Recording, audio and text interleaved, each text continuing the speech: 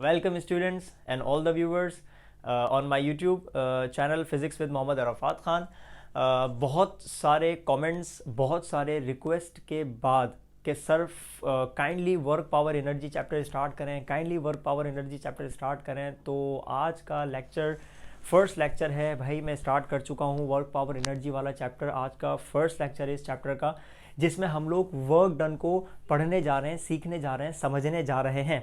ठीक है, work done की बात कर लेते हैं, मतलब काम की बात कर लेते हैं ना। काम कौन सा? वही जो हमारा टॉपिक है, वर्क की बात करता हूँ। देखो, एक तो काम जो होता है, एक वर्क डन जो होता है हमारी अपनी नॉर्मल डेली लाइफ के अंदर भी होता है। कुछ काम हमारे अपने डेली लाइफ के अंदर भी होते हैं। मैं आपको एक एग्जाम्पल से समझाता हूँ। देखें, आप इमेजिन करो खुद को कि आप लैपटॉप यूज़ कर रहे हैं, आप उसमें कोई भी जो ना अपने एक असाइनमेंट आपको मिला हुआ है, अपने कॉलेज से, स्कूल से, यूनिवर्सिटी से, कोई भी एक असाइनमेंट आपको मिला हुआ है। आप वो असाइनमेंट करने में लगे पड़े, लैपटॉप यूज़ कर रहे हैं। आपको 1 घंटा, 2 घंटे, 3 घंटे मुस्तकिल लैपटॉप को यूज़ करते हो गए, क्योंकि आपको यार असाइनमेंट कंप्लीट करना है।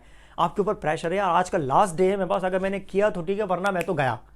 तो आप लगे पड़े असाइनमेंट कंप्लीट करने में, लैपटॉप यूज़ करते हुए। ठीक है, आपके पेरेंट में से कोई आ जाता है, आपकी मदर आ जाती है, फादर आ जाते हैं, आपका भाई बड़ा आ जाता है, बड़ी बहन आ जाती है, बेटा बच्चा बस करो, 2 घंटे हो गए, 3 घंटे हो गए लैपटॉप यूज़ करते हुए, कितना काम करोगे, थक जाओगे, टेक सम रेस्ट। तो एक तो काम ये हो गया है ना, एक काम ये हो गया हमारी डेली लाइफ के अंदर कि हाँ यार मेरे बच्चे ने बहुत ज़्यादा काम कर लिया, 3 घंटे से माशाल्लाह लैपटॉप यूज़ कर रहा है वो। ठीक है, तो एक तो हमारी डेली लाइफ के अंदर हम इसको भी हम काम कहते हैं। और एक काम और एक वर्क फिजिक्स की लैंग्वेज में भी होता है। फिजिक्स की भी एक टर्म है वर्क। फिजिक्स की जो टर्म है वर्क, वो और हमारी डेली लाइफ का जो काम होता है, ये आपस में मैच नहीं करते। मैच करते हैं लेकिन कुछ कंडीशन हम कहते हैं, हम अपनी डेली लाइफ के वर्क को फिजिक्स के वर्क के साथ हमेशा मैच नहीं कर सकते। ठीक है, जैसे कि लैपटॉप का यूज़ करना, घंटों तक आप बैठ के लैपटॉप यूज़ कर लें, अपने असाइनमेंट कंप्लीट कर लें, कुछ भी कर लें, अकॉर्डिंग टू फिजिक्स हम कहते हैं कि आपने वर्क डन नहीं किया।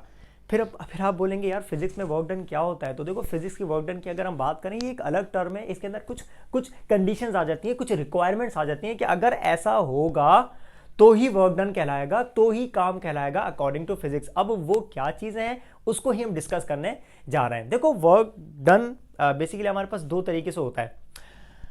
फोर्स का जिक्र आ रहा है यहाँ पर, इसमें हेडिंग में लिखा हुआ है बाय कांस्टेंट फोर्स। देखो, वर्क डन 2 किस्म का होता है। एक होती है कांस्टेंट फोर्स, एक होती है वेरिएबल फोर्स। कांस्टेंट फोर्स की वजह से जो वर्क डन होता है उसको हम कहते हैं work done by a constant force. मतलब कांस्टेंट फोर्स मतलब वो फोर्स कांस्टेंट है, ना तो उसका मैग्नीट्यूड चेंज हो रहा है, ना उसकी डायरेक्शन चेंज हो रही है। और एक वर्क डन वेरिएबल फोर्स की वजह से भी होता है। मतलब वेरिएबल फोर्स आपको पता चल गया होगा, वेरिएबल मतलब चेंजिंग फोर्स, जो अपना मैग्नीट्यूड भी चेंज कर सकती है, जो अपना डायरेक्शन भी चेंज कर सकती है, या फिर अपना दोनों चीजें चेंज कर दें। तो एक वर्क डन कांस्टेंट फोर्स की वजह से भी होता है और एक वर्क डन वेरिएबल फोर्स की वजह से भी होता है। आज की वीडियो में मेरा टोटल फोकस है कौन से वाले वर्क डन पे, जो कि हेडिंग है, जो कि टाइटल है वीडियो का, and that title is what, work done by a constant force. हम लोग डिस्कस करने जा रहे हैं फिलहाल कौन सी फोर्स को, कांस्टेंट फोर्स को डिस्कस करना है। अब चलते हैं वर्क की डेफिनेशन की तरफ, वर्क के फिजिक्स के कॉन्सेप्ट की तरफ। ठीक है, ओके। कहते हैं कि वर्क के लिए 2 चीजें होना बड़ा जरूरी है, एक तो फोर्स, और फोर्स की वजह से डिस्प्लेसमेंट। अगर आप किसी भी बॉडी पर फोर्स अप्लाई करें और आपकी उस फोर्स अप्लाई करने की वजह से बॉडी डिस्प्लेस हो जाए, बॉडी अपनी पोजीशन चेंज कर जाए, डिस्प्लेसमेंट कवर कर जाए, तो आप कहते हैं वर्क डन हो गया। मैं आपको दिखाता हूं वर्क डन करके। लेट सपोज ये मार्कर है, रखा हुआ है, अपनी एक पोजीशन है फिक्स, ठीक है ना, उस पोजीशन के ऊपर रखा हुआ है। मैं काम ही करता हूं, इस मार्कर के ऊपर फोर्स अप्लाई करता हूं। ये देखें, मैंने मार्कर के ऊपर फोर्स अप्लाई करी, क्या ये डिस्प्लेस हुआ? हाँ बोलेंगे, हाँ पर सर इसकी पोजीशन चेंज हो गई, इसने डिस्प्लेसमेंट कवर कर लिया। तो मैं कहूंगा मेरी इस फोर्स की वजह से मैंने इस मार्कर के ऊपर क्या किया, वर्क डन किया। तो वर्क डन का सिंपल सा कॉन्सेप्ट, किसी भी बॉडी पे फोर्स अप्लाई करो और उस फोर्स की वजह से अगर वो बॉडी मूव कर जाए, डिस्प्लेस कर जाए, डिस्प्लेसमेंट कवर कर जाए, तो आप कहेंगे वर्क इज डन। सिंपल सी बात है। अच्छा, वर्क डन की अगर हम बात करते हैं तो मैं काम ही करता हूं, वर्क डन की डेफिनेशन लिखने से पहले वर्क को बेसिकली हम एक डायग्राम से समझते हैं। पहले मैं यहाँ पर एक काम ही करूंगा, सबसे पहले डायग्राम बनाता हूँ और इस डायग्राम से हम समझते हैं कि वर्क का कॉन्सेप्ट होता क्या है। लेट सपोज हमारे पास कोई भी एक ऑब्जेक्ट हो जो किसी भी सरफेस के ऊपर रखा हुआ हो। अभी मैंने सरफेस ड्रॉ कर दी, हॉरिजॉन्टल सरफेस है, और मैं कोई भी एक ऑब्जेक्ट बना देता हूँ। ऑब्जेक्ट कुछ भी हो सकता है ना, भाई ये आ गया एक ऑब्जेक्ट, ठीक है, और इस ऑब्जेक्ट के ये आ गए 2 व्हील्स, मीन्स एक टॉय कार मैंने बना दी और इस टॉय कार के ऊपर मैं फोर्स अप्लाई कर रहा हूं इस तरीके से, ये फोर्स है और ये आ गई इसकी डिस्प्लेसमेंट की डायरेक्शन, और ये फोर्स डिस्प्लेसमेंट के साथ एक सर्टेन एंगल बना रही है। मैं काम ही करता हूं, आपको ये प्रैक्टिकल करके दिखाता हूं। टॉय कार मैंने डायग्राम में बनाई है, वो एक ऑब्जेक्ट था, यहाँ पर मेरे पास ऑब्जेक्ट कौन है, मार्कर है, एक ही बात है, कोई मसला नहीं है। ये देखें ये ऑब्जेक्ट ऐसे रखा हुआ है, ठीक है, और मैं इस स्ट्रिंग के जरिए इस मार्कर के ऊपर फोर्स अप्लाई करूंगा, इसको खींचूंगा, ठीक है। तो जिस डायरेक्शन में स्ट्रिंग होगी इसका मतलब इस मार्कर के ऊपर फोर्स उस डायरेक्शन में लग रही है। और साथ साथ आप ये नोट करिएगा कि मार्कर किस डायरेक्शन में डिस्प्लेस हो रहा है। ये देखें मैं इसको खींच रहा हूं, ये ऐसे खींच रहा हूं उसको, और ये मार्कर मूव करके फॉरवर्ड जा रहा है, और इसके ऊपर जो फोर्स लग रही है वो कहां लग रही है, इंक्लाइन के ऊपर लग रही है। मतलब फोर्स की डायरेक्शन ऐसे है जबकि मार्कर डिस्प्लेस होके ऐसे जा रहा है, एज इट इज जैसे मैंने यहां पर डायग्राम में बनाया हुआ है। इसका मतलब ये हो गया कि अगर फोर्स डिस्प्लेसमेंट के साथ एक सर्टेन एंगल बना रही हो तो डिस्प्लेसमेंट पॉसिबल है, मतलब डिस्प्लेस बॉडी कर सकती है। तो जिस तरीके से मैंने मार्कर के ऊपर फोर्स अप्लाई की थी, तो इसका मतलब मेरी फोर्स ने उस बॉडी के ऊपर वर्क डन किया, मेरा उस मार्कर के ऊपर वर्क डन हुआ। अब थोड़ा सा डिस्कस करते हैं यहां पर वर्क डन किन फैक्टर्स के ऊपर डिपेंड करता है। देखें अगर मैं यहां पर इस फोर्स की बात करूं तो आपको पता है आप इस फोर्स के दो कंपोनेंट्स बना सकते हैं, क्योंकि ये फोर्स इस डी के साथ एंगल बना रही है, तो इस फोर्स के हमें दो कंपोनेंट्स मिल सकते हैं। एक मिलेगा इसका एक्स कंपोनेंट और एक मिलेगा इसका वाई कंपोनेंट। बना के दिखाते हैं आपको यहां पर। ये देखिए भाई, फोर्स का एक कंपोनेंट बनेगा ये वाला, दिस वन, और एक कंपोनेंट इसका मिलेगा ये वाला। सो एफ एक्स जिसका नाम हो जाएगा एफ कॉस थीटा, और एक हो जाएगा एफ साइन थीटा। और बहुत आसान सी बात है, अगर मैं आपसे क्वेश्चन करूं मुझे बताओ कि इस फोर्स का वो कौन सा कंपोनेंट है जो कि डिस्प्लेसमेंट करवाने के लिए रिस्पॉन्सिबल होगा, तो आप बोलेंगे एफ का एक्स कंपोनेंट। एक्स कंपोनेंट वो कंपोनेंट है जो कि इस बॉडी को डिस्प्लेस करवा रहा होगा। ऑब्वियस सी बात है, जो कंपोनेंट डिस्प्लेसमेंट की डायरेक्शन में होगा वही तो डिस्प्लेस करवाएगा ना कि वो वाला जो कि परपेंडिकुलर होगा। तो हम कहेंगे इस फोर्स का cos थीटा वाला कंपोनेंट यानी कि एक्स कंपोनेंट है जो कि इस बॉडी को क्या करवा रहा है, डिस्प्लेस करवा रहा है। तो बात समझ यहां पर आ गई कि वर्क डन दो फैक्टर्स पर डिपेंड करता है। वो क्या, एक तो डिस्प्लेसमेंट और दूसरा फोर्स का एक्स कंपोनेंट यानी कि F cos theta multiply by displacement. तो मैं यहां पर एक काम भी करता हूं। अब पहली बात यह कि इसको थोड़ी सी वर्क को हम मैथमेटिकल कंडीशन में यहां पर लिखते हैं, उसके बाद मैं आपको इसकी डेफिनेशन भी लिखवा देता हूं। हाँ भाई, मैथमेटिकली आप कैसे लिख सकते हैं इसको कि वर्क आपको मिल सकता है अगर आप इन दोनों को मल्टीप्लाई कर दें। किन दोनों को मल्टीप्लाई कर दें, F cos theta into displacement.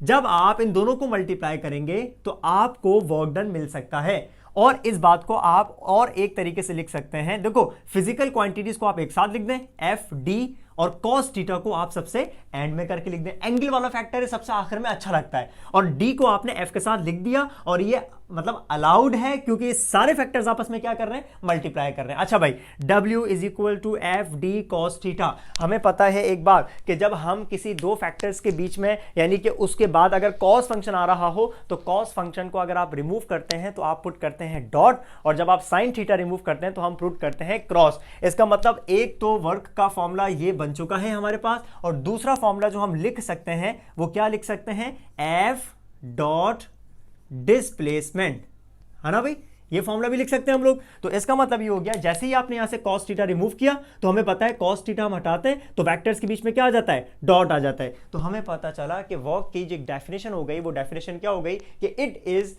The product of force and displacement. और कौन सा प्रोडक्ट है ये है डॉट प्रोडक्ट, ये है स्केलर प्रोडक्ट, समझ रहे हैं। और ये स्केलर प्रोडक्ट मैंने अपनी मर्जी से नहीं बनाया, ये मैंने कंडीशन के मुताबिक बनाया, क्योंकि एफ का फोर्स का एक्स कंपोनेंट यहां पर काम आ रहा है, तो इसी वजह से यहां पर cos थीटा था। समझ रहे हैं बात। तो अब एक काम ही करते हैं, यहां पर वर्क डन की डेफिनेशन लिख देते हैं। और वर्क डन की डेफिनेशन क्या बनी, work done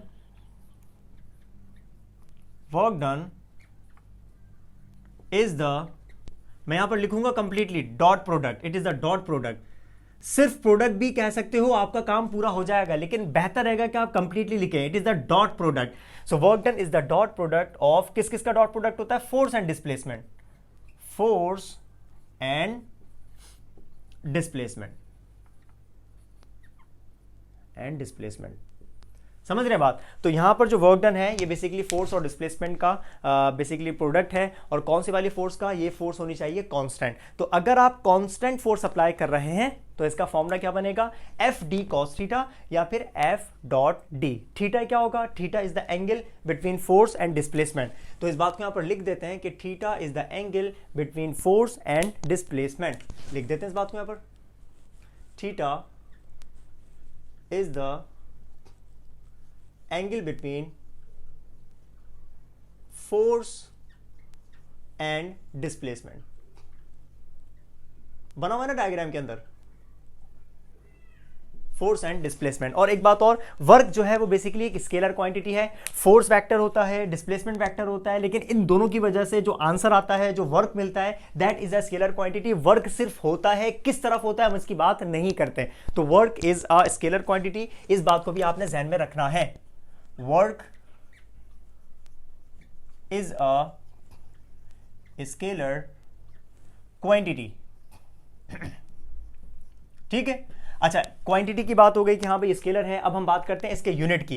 S I unit of work is, S I unit of work is, हाँ भाई यूनिट्स हमें पता है कि हमेशा जो यूनिट्स आते हैं वो आते हैं फॉर्मूला से। तो अगर हम इसके फॉर्मूले को फॉलो करें तो वर्क का जो फॉर्मूला है उसके मुताबिक सबसे पहले आ रहा है फोर्स। तो हम यहां पर फोर्स का यूनिट लिख देते हैं। फोर्स का यूनिट होता है न्यूटन, और न्यूटन के बाद मल्टीप्लाई के अंदर आया डिस्प्लेसमेंट। डिस्प्लेसमेंट का जो यूनिट होता है दैट इज मीटर। तो बजाहिर इसका यूनिट क्या बन गया, बजाहिर क्या बल्कि इसका जो बेसिक यूनिट बन गया वो क्या बन गया, Newton metre.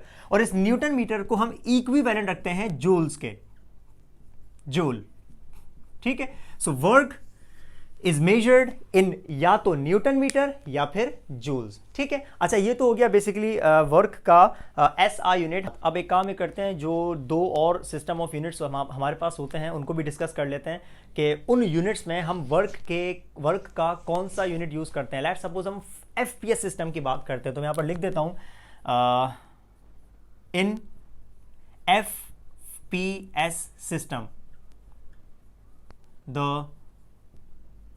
unit of work is, the unit of work is, हाँ भाई अगर मैं FPS की बात करूं, FPS stands for foot pound second, यानी कि FPS सिस्टम में जो डिस्टेंस होता है, डिस्प्लेसमेंट होता है, उसका यूनिट होता है फुट, F फॉर फुट, ठीक है। और इसी तरीके से जो फोर्स होता है, फोर्स का यूनिट होता है पाउंड। यहां पर जो P आ रहा है दैट इज फॉर पाउंड। तो अब अगर आप नोट करें, यहां पर मैं अगर इनके यूनिट्स अप पुट करूंगा तो ये यूनिट कुछ इस तरीके से बनेगा। नाउ अगर मैं डिस्प्लेसमेंट की जगह इसका यूनिट पुट करूं तो इसका क्या बनेगा, एफपीएस में क्या बनेगा, फुट। और फुट का जो सिंबल आ जाएगा दैट इज एफटी। और फुट के बाद हमारे पास, हमें पता है कि फोर्स आ रही है, फोर्स का यूनिट एफपीएस सिस्टम में न्यूटन नहीं होता बल्कि पाउंड होता है। और पाउंड का हमारे पास जो सिंबल होता है दैट इज एल बी। तो ये क्या बना, foot pound. So F T for foot and L B for pound. So ये यूनिट बन गया फोर्स का, कौन से सिस्टम के अंदर, एफपीएस सिस्टम में। और एक और सिस्टम को डिस्कस कर लेते हैं, in CGS system the unit of work is, और CGS का मतलब क्या होता है, C for centimetre, G for gram and S for second. तो सेंटीमीटर, ग्राम, सेकंड सिस्टम में जो हमारे पास वर्क का यूनिट होता है दैट इज अर्ज, दैट इज अर्ज। समझ रहे हैं। तो ये आ गया वर्क का यूनिट CGS सिस्टम के अंदर। तो SI सिस्टम में न्यूटन मीटर यानी कि जूल, FPS सिस्टम में foot pound, and then we have in CGS system it is erg. तो ये आपने यूनिट्स को डिस्कस कर लिया। यूनिट्स को डिस्कस करने के बाद अब हम चलते हैं एंगल की तरफ। ये जो एंगल है, ये एंगल बड़ा इंपॉर्टेंट है, इसको डिस्कस करते हैं। हाँ भाई, अगर हम कॉस थीटा की बात करें, जैसे कि फॉर्मूले के अंदर कॉस थीटा आ रहा है, तो हमें पता है कॉस की तीन वैल्यूज बड़ी इंपॉर्टेंट होती है। एक होती है कॉस 0 डिग्री, और एक होती है कॉस 90 डिग्रीज, और एक होती है कॉस 180 डिग्रीज, ठीक है। कॉस 0 डिग्री को हम कहते हैं मैक्सिमम वैल्यू है, 0 डिग्री को हम कहते हैं मिनिमम वैल्यू है, और -1 को हम कहते हैं ये इसकी नेगेटिव वैल्यू है। तो अगर हम चेक करें कि वर्क के फॉर्मूले में कॉस थीटा आ रहा है, इसका मतलब वर्क को हम इन तीन कंडीशंस में डिस्कस कर सकते हैं। वर्क मैक्सिमम भी होगा, वर्क मिनिमम यानी कि जीरो भी होगा, और वर्क साथ साथ नेगेटिव भी होगा। It depends on the angle between the force and displacement. तो एक काम ही करते हैं, इन तीनों कंडीशन को मैं आपको लिखवा देता हूं डिटेल के अंदर अलग अलग करके। तो सबसे पहले मैक्सिमम से स्टार्ट करते हैं, मैक्सिमम देन मिनिमम, और उसके बाद हम पहुंचते हैं कहां की तरफ, नेगेटिव की तरफ। तो मैं यहां पर हेडिंग डाल देता हूं, सबसे पहले मैक्सिमम वर्क की। ठीक है, मैक्सिमम वर्क के बारे में हम क्या लिखेंगे, इफ फोर्स। अच्छा, मैक्सिमम वर्क ऑब्वियस ही बात है कौन से एंगल पर होगा, जब एंगल क्या बनेगा, 0 डिग्री। बताया ना भी मैंने आपको, cos 0 डिग्री 1 होता है, क्योंकि हमें यहां पे इस पर डिपेंड कर रहे हैं, cos पर डिपेंड कर रहे हैं। तो आपको यह देखना होगा कि किस एंगल पर cos मैक्सिमम होता है, तो उसी एंगल पर वर्क भी मैक्सिमम हो जाएगा। तो हमें पता है कि cos की वैल्यू 0 डिग्री पर मैक्सिमम होती है, तो यहां पर मैंने ऑलरेडी मेंशन कर दिया। तो अब यहां पर हम लिखेंगे कि इफ force and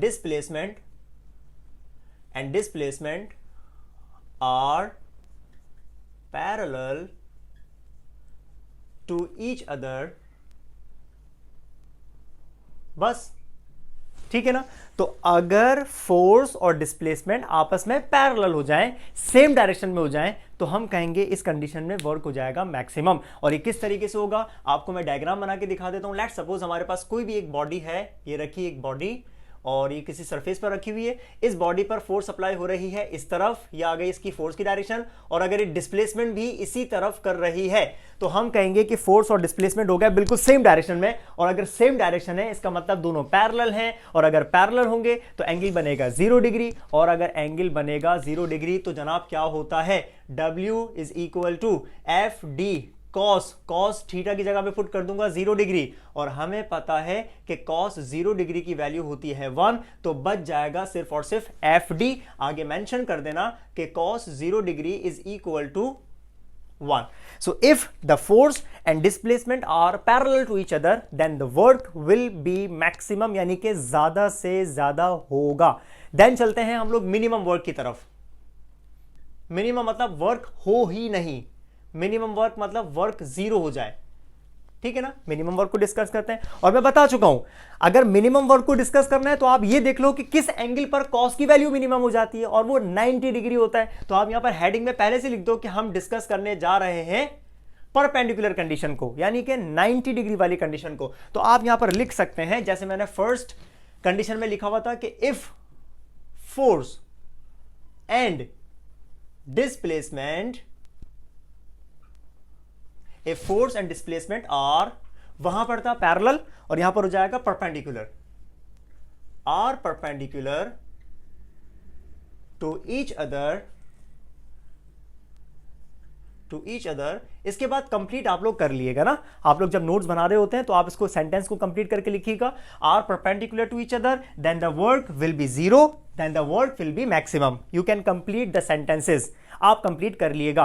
तो मैं यहां पर इसको रोक कर अब मैं आपको बताऊं कि हाँ भाई इस डायग्राम में आप इसको कैसे रिप्रेजेंट कर सकते हैं। लेट सपोज हमारे पास कोई भी एक बॉडी है, उसको आपने सरफेस पर रखा हुआ है, ये सरफेस पर रखी हुई है, आप इस बॉडी पर फोर्स अप्लाई कर रहे हैं ऐसे अपवर्ड, ठीक है ना, ये आ गई फोर्स की डायरेक्शन, और ये बॉडी डिस्प्लेस हो रही है इस तरफ राइटवर्ड। तो अब आप नोट करें, ये दोनों आपस में हो गए perpendicular, force is acting vertically upward whereas the body is displacing rightward. तो ये दोनों आपस में परपेंडिकुलर हो गए। तो इस कंडीशन में हम कहेंगे कि 90 डिग्री एंगल बनेगा, और 90 डिग्री पर वर्क डन नहीं होता। मैं आपको थोड़ी देर में इसकी एग्जांपल भी बताता हूं प्रैक्टिकल करके। Okay, now work is equal to F D cos theta था, थीटा की जगह क्या आ जाएगा 90 डिग्री, और हमें पता है कि cos 90 की वैल्यू 0 होती है, तो कंप्लीट फैक्टर क्या हो जाएगा 0 हो जाएगा। आप आगे मेंशन कर दें ताकि आपको जहन में रह जाए बाद में।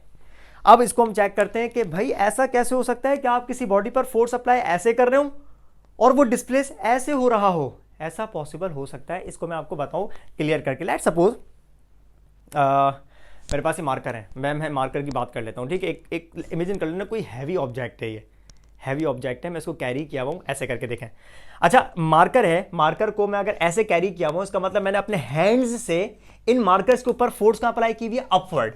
भाई ऐसे अगर मैं फोर्स अप्लाई ना करूं तो नीचे गिर जाएंगे, है ना। तो मैं अगर ऐसे अपने हाथ रखा हुआ हूं, ऐसे अपने हैंड्स को रखा हुआ हूं, इसका मतलब मैं अपने हाथों से इन मार्कर को मतलब होल्ड किया हुआ हूं।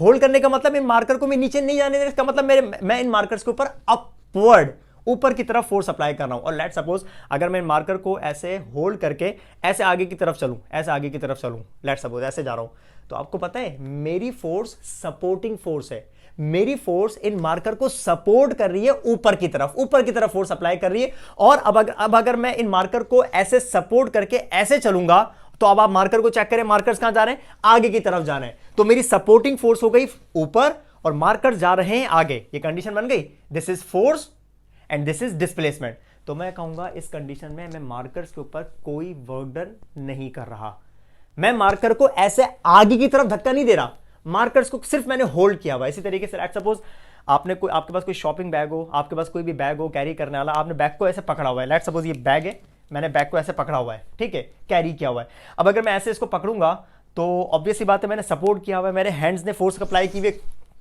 अपवर्ड। और अगर मैं उस बैग को कैरी करके आगे की तरफ चलूं, ऐसे आगे चलूं, तो आपको पता है वो बैग जाहिर सी बात है मेरी बॉडी के साथ अटैच है, तो मैं जहां जाऊंगा वो बैग मेरे साथ जाएगा। ऐसा थोड़ी मैं आप कोई चीज कैरी करके आप जबरदस्ती ऐसे फोर्स अप्लाई करके लेकर जा रहे होते हैं, नहीं, आपने सिर्फ उसको पकड़ना होता है, आपने सिर्फ उसको सपोर्ट करना होता है। आपकी सपोर्टिव फोर्स ऊपर की तरफ होती है ताकि अब वो नीचे ना जाए, गिरे नहीं। तो आपकी सपोर्टिव फोर्स है अपवर्ड, और आप अगर मूव करके ऐसे फॉरवर्ड जा रहे हैं तो आपके साथ साथ वो भी कहां जा रहा है, फॉरवर्ड। तो फोर्स हो गई अपवर्ड और डिस्प्लेसमेंट हो गया फॉरवर्ड। तो हम कह देंगे इस कंडीशन में कोई वर्क डन नहीं है।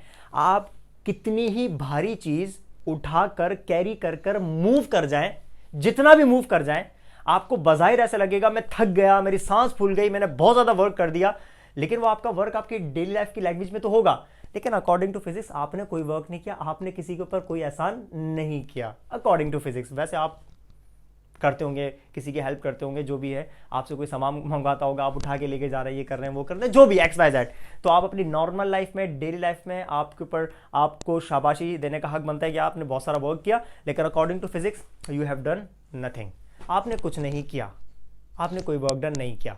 तो अगर फोर्स और डिस्प्लेसमेंट आपस में परपेंडिकुलर हो जाए तो वर्क हो जाता है जीरो। अब हम बात करते हैं लास्ट कंडीशन की, and the last condition is 180 degrees. इसको हम कहते हैं नेगेटिव वर्क, नेगेटिव वर्क, ठीक है। अच्छा, नेगेटिव वर्क का वैसे कॉन्सेप्ट क्या होता है, आप ये कह सकते हैं कि if theta is greater than 90 degrees, समझ रहे हैं, अगर थीटा 90 डिग्री से ग्रेटर हो, मतलब 95 हो, 100 हो, 120 हो, 180 हो, तो अगर एंगल 90 डिग्री से ग्रेटर है तो इस कंडीशन में जो वर्क कहलाता है वो बेसिकली नेगेटिव होता है, क्योंकि कॉस की वैल्यू 90 से आगे जाने के बाद, 90 डिग्री एंगल से बढ़ने के बाद कॉस की वैल्यूज अब नेगेटिव होना स्टार्ट हो जाती हैं। तो 90 से लेकर 180 तक जितने भी एंगल के ऊपर वर्क करोगे वो सारे के सारे क्या कहलाएंगे, नेगेटिव कहलाएंगे। तो आप यहां पर लिख सकते हो कि theta must be greater than 90 degree, या इसकी एक कंडीशन और लिखते हैं हम लोग कि अगर थीटा 180 डिग्री भी हो तो वर्क डन नेगेटिव कहलाता है। पर्टिकुलरली हम लोग ये लिख रहे होते हैं, लेकिन आप इस कंडीशन को लिख सकते हैं कि if theta is greater than 90 degree तो हमारा वर्क क्या कहलाएगा, नेगेटिव कहलाएगा। सो इफ, अच्छा मैं जो यहां पर कंडीशन लिख रहा हूं वो कंडीशन इस वाले की लिख रहा हूं कि क्या, if force and displacement are, if force and displacement are opposite का मतलब 180 डिग्री, anti parallel, opposite to each other या एंटी पैरेलल, ठीक है ना। तो ऐसी कंडीशन में क्या हो जाएगा, नेगेटिव वर्क हो जाएगा। तो इस कंडीशन को आप कैसे लिख सकते हैं कि हाँ भाई work is equal to F D cos theta होता है, थीटा होता है थीटा, और थीटा यहां पर कितना है, 180 डिग्री की बात कर रहा हूं मैं, लेट सपोज पर्टिकुलरली 180, तो 180 की वैल्यू होती है -1, तो ये बन जाएगा एफ डी, और एफ डी के साथ आ जाएगा -1 मल्टीप्लाई होगा तो 1 गायब हो जाएगा, बाकी माइनस साइन रह जाएगा। तो आगे मेंशन कर देना कि कॉस 180 डिग्रीज बराबर होता है -1 के, और अगर इसकी डायग्राम आप बनाना चाहोगे तो बना सकते हो, कुछ नहीं करना, वही एक बॉडी है, सरफेस पर रखी हुई है, आप इस पे फोर्स अप्लाई कर रहे हो इस तरफ, और ये फोर्स की तरफ जाने की बजाय ये ऐसे डिस्प्लेस हो रही हो बैकवर्ड। अब आप बोलेंगे सर ऐसा कैसे पॉसिबल है कि हम फोर्स अप्लाई कर रहे हो इस तरफ और बॉडी जा रही हो इस तरफ, हाउ इज इट पॉसिबल, है ना। आप ये सोच सकते हैं। मैं आपको मिसाल दे देता हूँ, ऐसा पॉसिबल है, क्यों नहीं हो सकता पॉसिबल। ओके, इमेजिन करो कि आप लिफ्ट में खड़े हुए हैं, लिफ्ट में खड़े हुए हैं, ठीक है ना, एलिवेटर पे खड़े हुए हैं और आपको जाना है ऊपर, ऊपर किसी फ्लोर पे जाना है और आपने बटन प्रेस कर दिया, लेट सपोज 10 पर प्रेस कर दिया, 15 पे प्रेस कर दिया या 5 पे प्रेस कर दिया और आप ग्राउंड से स्टार्ट हो रहे हैं और आप मूव करके ऊपर जाएंगे। इमेजिन करता हूँ कि मैं वो खुद बंदा हूँ, मुझे ऊपर की तरफ जाना है, ठीक है ना, ऊपर किसी फ्लोर पर जाना है। आपको पता है ग्रेविटी मुझ पर एक्ट कर रही है, ग्रेविटी मुझे कहाँ खींच रही है, मैं लिफ्ट में हूँगा भले से, लेकिन मुझ पर ग्रेविटी हमेशा कहाँ एक्ट करेगी, डाउनवर्ड। मतलब अर्थ की जो पुल है, अर्थ की जो ग्रेविटेशनल फोर्स है मुझ पर, वो कहाँ की तरफ है, नीचे की तरफ, लेकिन मुझे लिफ्ट कहाँ लेके जा रही है, ऊपर की तरफ। आ गया concept. Means the gravitational pull on me या ग्रेविटी ऑन मी या फिर the force exerted by earth on me is downwards whereas I am moving upward. तो फोर्स एंड डिस्प्लेसमेंट क्या हो गए, एंटी पैरेलल हो गए। तो मैं कहूंगा work done by the earth on me is negative. Earth का जो वर्क डन मुझ पे हो रहा है, क्योंकि अर्थ मुझे नीचे खींच रही है लेकिन मैं लिफ्ट के जरिए ऊपर जा रहा हूं, तो ये दोनों आपस में एंटी पैरेलल हो गए। तो इसका मतलब मैं कहूंगा कि वर्क डन बाय द अर्थ, जो अर्थ मुझ पे वर्क कर रही है वो क्या हो गया, वो नेगेटिव हो गया। तो फोर्स और डिस्प्लेसमेंट नेगेटिव हो सकते हैं, आसान है, सिंपल सी बात है। इसी तरीके से मैं आपको एक मिसाल और दे देता हूं, बड़ी कॉमन सी एक मिसाल है। आप बाइक पर हो, ट्रैवल कर रहे हो, आप किसी भी व्हीकल में हो, कार में हो, बस में हो, ठीक है ना भाई। आप इमेजिन करो आप कार में जा रहे हैं आगे की तरफ, ऐसे लेट्स सपोज आप कार में जा रहे हैं फॉरवर्ड, और जाहिर सी बात है कार के टायर्स हैं वो रोड के साथ कांटेक्ट में होते हैं। जब भी कोई चीज़ आपस में कांटेक्ट में रहते हुए मूव करती है तो वहाँ पर कॉन्सेप्ट आता है फ्रिक्शन का। अगर आप ऐसे फॉरवर्ड जा रहे हैं तो फ्रिक्शन कहाँ की तरफ होगी, ओपोजिट होती है। फ्रिक्शन तो होती ही ओपोजिट है, बॉडी जिस डायरेक्शन में जाती है फ्रिक्शन हमेशा उसके ओपोजिट होती है। अगर बॉडी ऊपर जा रही है तो फ्रिक्शन डाउनवर्ड, अगर बॉडी फॉरवर्ड जा रही है तो फ्रिक्शन बैकवर्ड। तो मींस ये कि अगर आपकी गाड़ी फॉरवर्ड जा रही हो तो फ्रिक्शन कहां की तरफ होती है, बैकवर्ड। तो फ्रिक्शन फोर्स, फ्रिक्शनल फोर्स आपको पीछे फोर्स अप्लाई कर रही है, बैकवर्ड फोर्स अप्लाई कर रही है, लेकिन आप जा आगे ही रहे हैं। आ गया कॉन्सेप्ट अपोजिट का। Means frictional force and displacement क्या हो गया, नेगेटिव हो गया। तो आप बोलेंगे work done by the friction is negative. तो इट मींस दैट कि if force and displacement are anti parallel या फिर opposite to each other, then the work done is said to be negative.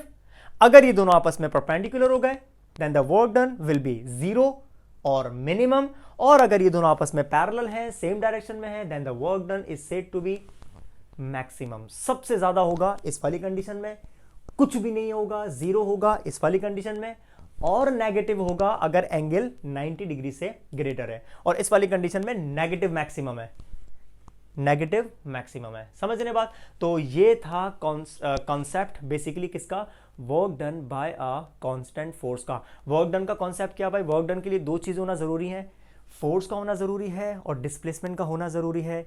इन दोनों पर डिपेंड करता है, साथ साथ एंगल की वैल्यूज के ऊपर भी डिपेंड करता है। समझ रहे हैं बात। तो फोर्स अप्लाई करें और फोर्स की वजह से अगर बॉडी डिस्प्लेस कर जाए, बॉडी मूव कर जाए, अपनी पोजीशन चेंज कर जाए, इस चीज को हम कहते हैं कि हाँ भाई वर्क डन हुआ।